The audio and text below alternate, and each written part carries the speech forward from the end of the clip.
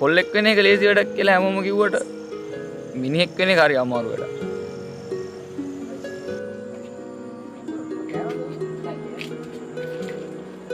ඔයි මොකද මෙතන? මොකුත් නෑ බං. දන්නේ නැද්ද? මේ දවස්වල ගෙදර පොඩ්ඩක් ප්‍රශ්න එන්නේ මිනිස්සුන්ටනේ බං. නැගිටලා හිටා.